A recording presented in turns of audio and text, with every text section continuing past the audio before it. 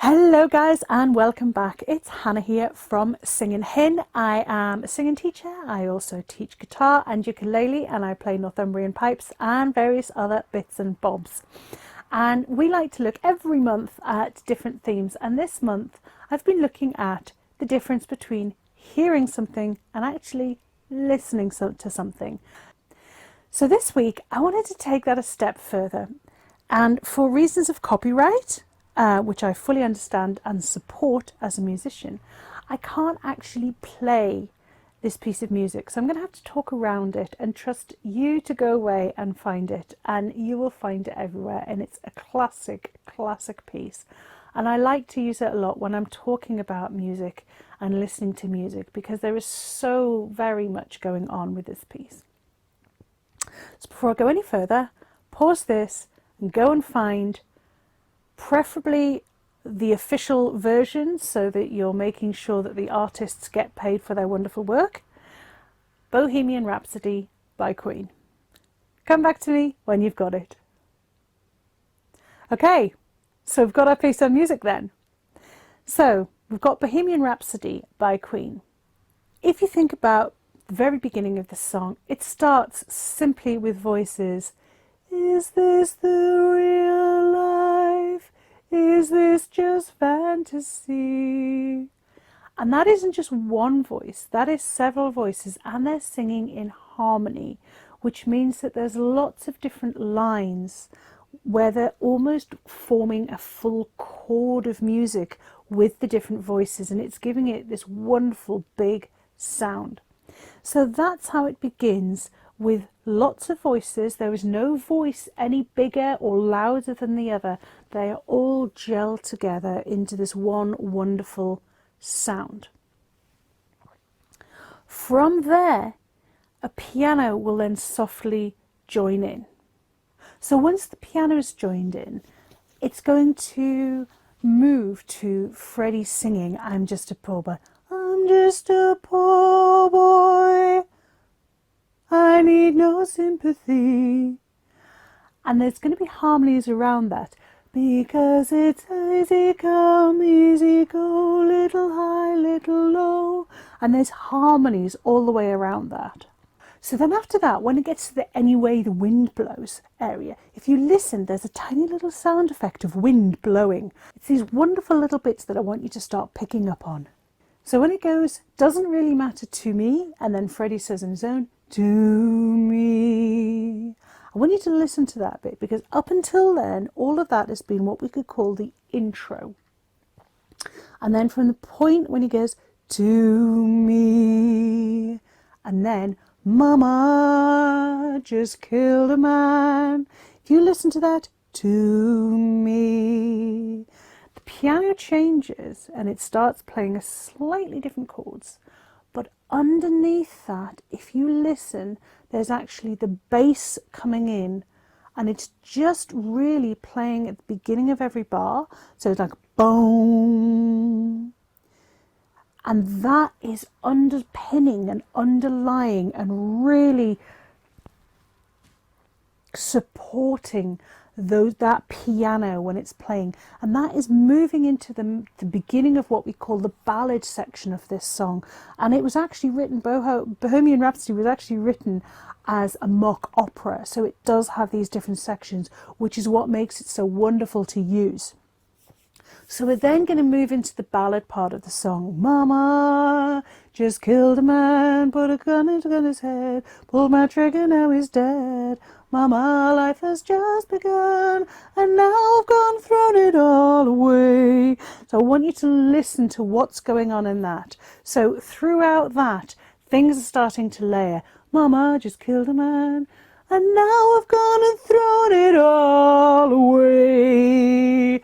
Mama, I've changed key, but that idea, things getting bigger. So they're starting to get drums involved. The bass is getting bigger. Brian May's guitar's starting to come in there as well. The whole sound is starting to get bigger, but it's still got that ballad feel to it. So when it then goes to, if I'm not back again this time tomorrow, carry on, as though nothing really matters. Listen to that bit, because it's got big, it's got big, it's got big. And then they're pulling it all the way back again to when Freddie goes, and nothing really matters. And then he's going back to repeating the very beginning where it's just piano, to verse 2 of this ballad part. So then on verse 2, too late, my time has come. It's pretty much the same, but they're really getting into it more. And if you listen to the drums, there's more of a beat now. It's not just emphasizing and full stopping around Freddie. There's a boom, boom, shh, too late, my time has gone, send shivers down my spine, body's aching all the time. And there's also sound effects in there. I think it's under send shivers down my spine. And I want you to start listening for those just little effects that just really, they just make these songs. And not just this song, there's a lot of songs. So again then, it's moving along that verse. It's getting to this, gotta leave you all and throw it all away. And it's starting to get big again. Jung, jung, mama, ooh, any way the wind blows. Underneath again, so there's harmonies going on against it. I can't remember the words. Didn't mean to make you cry, but if I'm not back again this time tomorrow. You can hear it getting bigger and bigger, the piano. This time tomorrow, carry on, carry on. And then it's going into the, I sometimes wish I'd never been born at all. Again, you've got that piano. Born at all.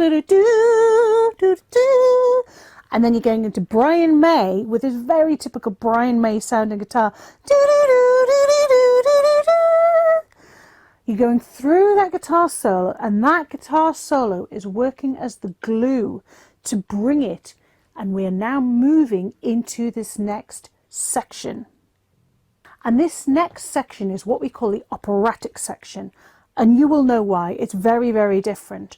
So the guitar, Brian's going through this incredible solo until it's going into the ju, ju, ju, ju, ju, ju. And this bit is very, very different.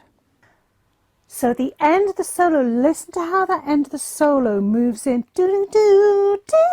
Do, do, do, do, do, do, do, do, do, do, do. And that in itself, that transition from one part to another, is so wonderful to listen to, how the whole band do it. Straight into the do, do, do, do, do, do. And there's actually also a key change in there, if I remember rightly. So then this second part, or third part, depending on how you're counting it, this operatic part. I see a little silhouette of a man, Scaramouche, can you do the fandango? We all know this, and those of us old enough will remember it more than anything from Wayne's World. But that is very operatic, the way they're singing it. Galileo, Galileo, Galileo. It's actually even in an operatic sound. They're not just going Galileo, Galileo, Galileo. They're making it sound Figaro, I'm just a poor boy, nobody loves me. He's just a poor boy. And again, this massive sound, wall of sound, and it's nearly all voices. And it's very much a call and response. And this is actually, if you listen to it as well, if you take your ears away and just start to listen to the sense of it, there's a fight going on.